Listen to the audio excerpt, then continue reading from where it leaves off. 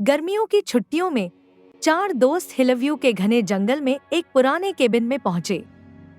गांव वालों की चेतावनी उन्होंने मजाक समझी। केबिन में सड़ांध और धूल थी। उसी रात सामान रखते हुए बाहर से एक धीमी टूटी फुसफुसाहट सुनाई दी। दरवाजा खोला पर बाहर कुछ नहीं था, बस हवा और अंधेरे पेड़ों की घूरती आंखें। रात होते होते ठंड अचानक बढ़ गई। कबीर ने अलाव जलाया, लेकिन आग अजीब तरह से झपक रही थी, जैसे कोई उसे बुझाना चाहता हो। ऋतु ने खिड़की की ओर देखा और सहम गई। वो कौन है? उसने कहा। पेड़ों के बीच एक सफेद परछाई खड़ी थी, न चेहरा न आंखें। आरव टॉर्च लेकर बाहर भागा, लेकिन वहां बस कुछ अधूरे पैरों के निशान थे। उन्होंने दरवाजा बंद किया। उसी रात एक गूंजती आवाज पूरे हॉल में सुनाई दी, हर किसी का नाम लेकर पुकारती हुई।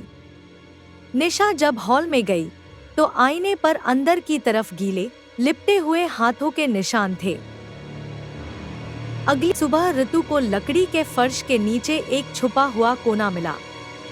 वहां एक पुरानी फटी हुई डायरी थी, जिसके पन्ने गीले और जले हुए थे।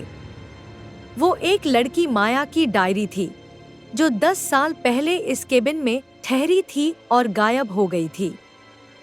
आखिरी पंक्ति में लिखा था, उस आवाज की मत सुनना, वो झूठ बोलती है, वो देख रही है। उस शाम कबीर ने दावा किया कि उसने माया को जंगल में देखा। वो हमारी मदद करना चाहती है, उसने कहा, आंखें शून्य में देखती हुई। रात को कबीर खुद ही किसी अनदेखी चीज से बातें करने लगा। कबीर अब बदल चुका था। उसकी आवाज गहरी हो गई थी और आंखों में अंधकार था। उसने आरव पर हमला कर दिया। वो अब मेरे अंदर है, उसने कहा।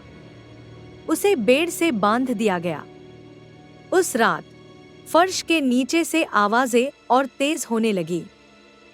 निशा और ऋतु ने डायरी जलाने की कोशिश की, लेकिन वह जलती ही नहीं थी। तभी सारे शीशे एक साथ टूट गए। आरव चिल्लाया, हमें अभी निकलना होगा। लेकिन जैसे ही दरवाजा खोला, वह एक अनजान अंतहीन गलियारे में खुल गया। ऋतु गायब हो गई। उसकी चीखें दीवारों से गूंज रही थी। निशा और आरव भागते रहे, पर अब केबिन भूल भुलैया जैसा बन गया था। उन्हें एक शीशा मिला, जिस पर खून से लिखा था, जहां से शुरू हुआ वहीं खत्म होगा। उन्होंने शीशा तोड़ा और सब अंधेरे में डूब गया। निशा की आंख खुली। वो फिर से कार में बैठी थी, केबिन पहुंच रही थी। आरव ने उसे ऐसे स्वागत किया जैसे कुछ हुआ ही नहीं। बाकी दोस्त भी जिंदा थे, लेकिन निशा सब कुछ याद रखती थी। जब उसने रियर मिरर में देखा, पीछे की सीट पर माया मुस्कुरा रही थी।